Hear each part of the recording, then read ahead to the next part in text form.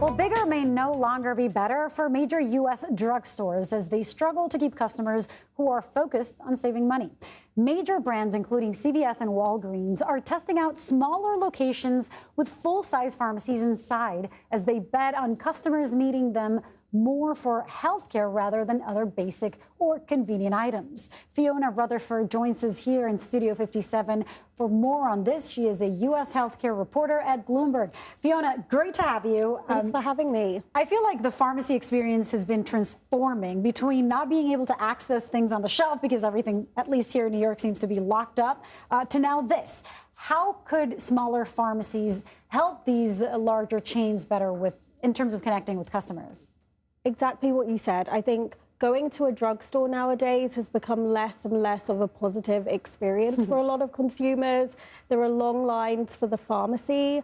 And on the retail side, like you said, at least in cities, everything's locked behind plexiglass and you have to wait for a store attendant to open it for you.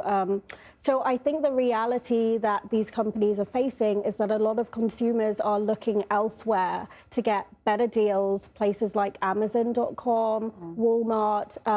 And so really this is a response, these new stores are a response to having to adapt and make their stores more profitable and relevant for communities. That makes so much sense. I was looking for something this weekend and I thought, you know what, just wait one day and I don't have to run around the city in this heat. Amazon will deliver exactly. it. So you're right. I understand why people go less. Where are we seeing the mini stores? Is it in cities or smaller towns? Well, this is an experiment. So there are a few mini stores, but there are also different types of store formats.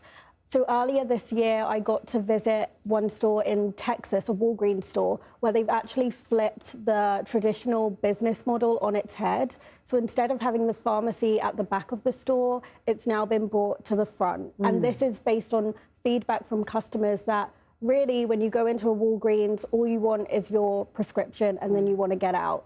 So when you go in, the pharmacy's right there. Also, you have a digital self-check-in, so you can wait in a waiting room, you can wait in your car or do some shopping, and then you get a text on your phone once the pharmacist is ready to see you. So no lines, no hassle. So we'll see. It's a really interesting time for pharmacies to see how these experiments shape the future of drugstores. Yeah, I mean, it's so right. I can't imagine so many times that you go and where is the pharmacy? They're all lined up. I mean, right. they're all aligned and mapped differently.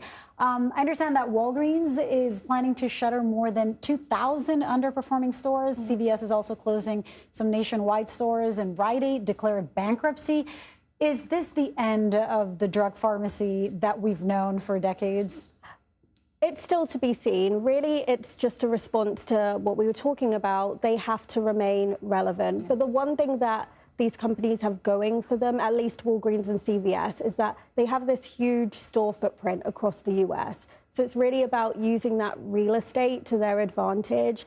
And you could see that they're moving away from their retail roots and investing in different parts of healthcare, more lucrative parts of healthcare. So primary care centers, home health. Walgreens is even investing in a clinical trial business. So this will change the way that pharmacies look, but the exact way it will look, who knows? We'll see. It's a drugstore after all. Thank you so much, Fiona. Thank you. Great to have you.